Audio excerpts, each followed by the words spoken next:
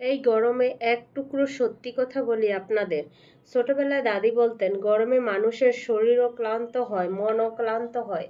আর যখন শরীর মন একসাথে হারে তখন আল্লাহর দেওয়া সহজ নিয়ামত খুঁজে নিতে হয়। গরমের দিনে সেই সহজ নিয়ামত ছিল এক টুকরো লাউ।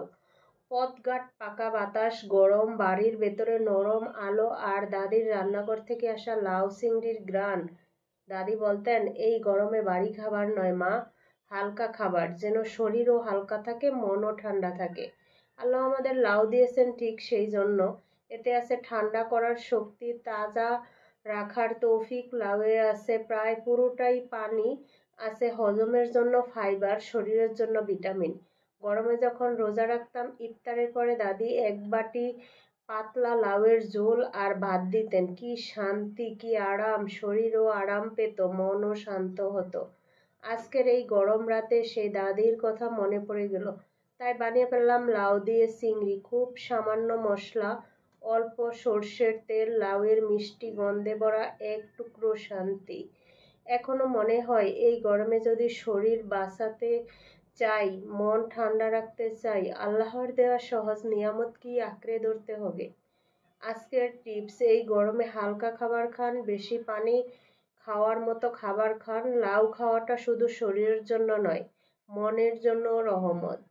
চলুন গরমের রাতে একটা হালকা হাসি নিয়ে একটু পাতলা ঝোল আর ভাতের প্লেটের শান্তি খুঁজে নেই। ইনশাল্লাহ সব ঠিক হবে। আমরা কত কিছু খুঁজি, বাজারের দামি ফল, টনটনিয়ে ফ্রিজ ভর্তি ঠান্ডা পানি, কিন্তু আসল শান্তি তো আল্লাহ আমাদের খুব সাধারণ জিনিসেই দিয়ে রেখেছেন। একটা সবুজ লাউয়ে, এক মুঠো চিংড়িতে, আর মায়ের মতো হাতে বানানো এক বাটি পাতলা ঝোল। এই গরমের ক্লান্ত দুপুরে যখন বাতাসও যেন আগুনের মতো লাগে, তখন একটা পাতলা লাউয়ের ঝোল আর নরম ভাতই যেন দুনিয়ার সবচেয়ে বড় নিয়ামত। শরীর ঠান্ডা হয়, মন একটা অদ্ভুত শান্তিতে ডুবে যায়।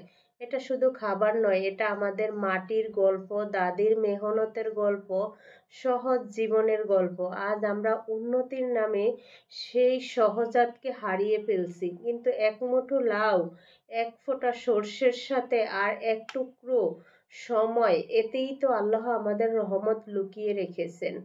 চলুন না আবার ফিরে যাই সেই সহজ জীবনের দিকে, যেখানে লাউয়ের পাতলা ঝোলে থাকে একটা জোড়া শুক্রিয়া।